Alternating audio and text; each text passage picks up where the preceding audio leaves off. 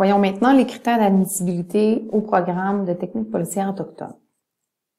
Avant d'aller plus loin, il faut savoir qu'il y a deux volets aux critères d'admissibilité. On voit ici le volet des critères d'admissibilité aux AEC et ici les critères d'admission qui sont particulières au programme. On va commencer par celles qui sont nécessaires pour se faire admettre dans un AEC. Donc, si on lit ici, est admissible à un programme d'études conduisant à une attestation d'études collégiales, la personne qui possède une formation jugée suffisante par le collège et qui satisfait à l'une des conditions suivantes. Une formation jugée suffisante, dans le cas de techniques policières autochtones, le DES n'est pas exigé. Quoique ce n'est pas une mauvaise chose, là, c'est pas nécessaire d'avoir le DES pour faire le programme. Maintenant, quand on dit satisfait à l'une des conditions suivantes, ce petit mot-là est très important dans cette phrase-là, puisque les 4 picots ici qu'on voit, si vous rencontrez l'une des conditions suivantes, ça vous permet d'être admissible aux AEC. On va voir chacun d'entre eux. Elle a interrompu ses études à temps plein ou poursuivi ses études postsecondaires à temps plein pendant au moins 2 sessions consécutives ou une année scolaire. Donc, on a soit arrêté les études au complet pendant au moins 2 sessions ou une année, ou sinon, on a poursuivi des études postsecondaires à temps plein pendant au moins 2 sessions consécutives ou une année scolaire. Donc, vous allez, par exemple, vous inscrire aux études professionnelles dans un DEP quelconque. Vous êtes là pendant 1 an, 1 an et demi, ou sinon, vous avez fait une demande d'admission en sciences humaines, vous faites votre année, vous êtes admissible aux AEC puisque vous rencontrez le premier critère ici qu'on vient d'expliquer.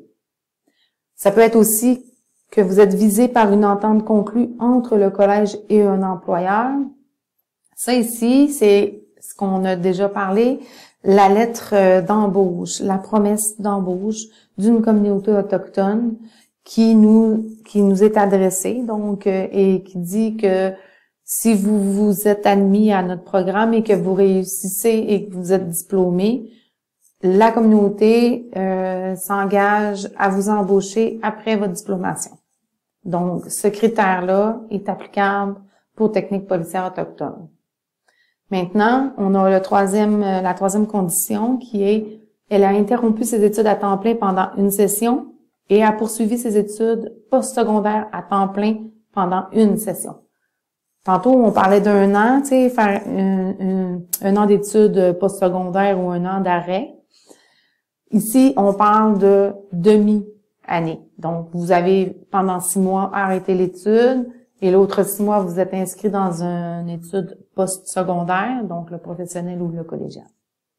Et finalement, la quatrième condition, c'est être titulaire du DEP, le diplôme d'études professionnelles. Donc, si on récapitule, une fois que vous rencontrez l'une de ces 4 conditions-là, vous êtes admissible aux AEC. Maintenant, on va aller voir les critères d'admission qui sont particuliers au programme.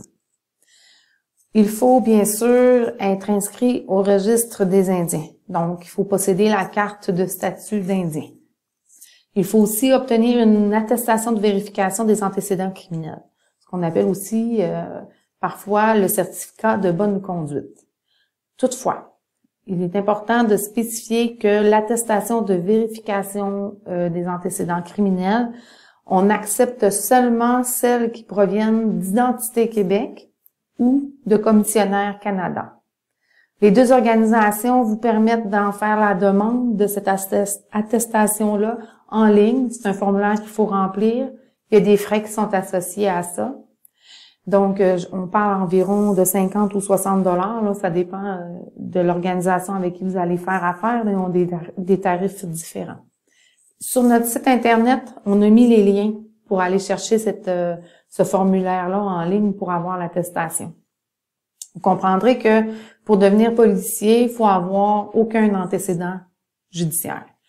Donc, c'est cette attestation-là qui nous permet de nous assurer de ce critère-là. Une fois que vous allez faire votre demande en ligne, habituellement, c'est assez rapide. Vous recevez par courriel le document qui est pas officiel, parce que celui officiel, vous recevez par la poste quelques jours plus tard.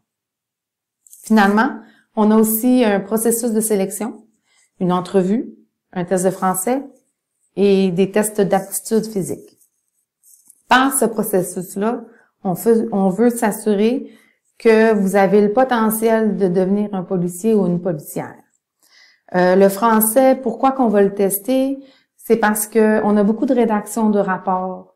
La communication, quand on est un policier, c'est super important. Donc, on veut aller voir si vous avez ce qu'il faut pour pouvoir devenir policier avec vos aptitudes en français. En fait, on s'est donné comme principe d'accepter les gens qui avaient au moins un secondaire 3 en français. Et au niveau des tests d'aptitude physique, encore là, on veut s'assurer que vous avez le potentiel pour pouvoir réussir. On le sait par contre, et on en tient compte, que pendant 16 mois, quand vous allez être ici en formation, vous allez avoir la chance d'améliorer ces deux votre aptitude physique et vos aptitudes en français.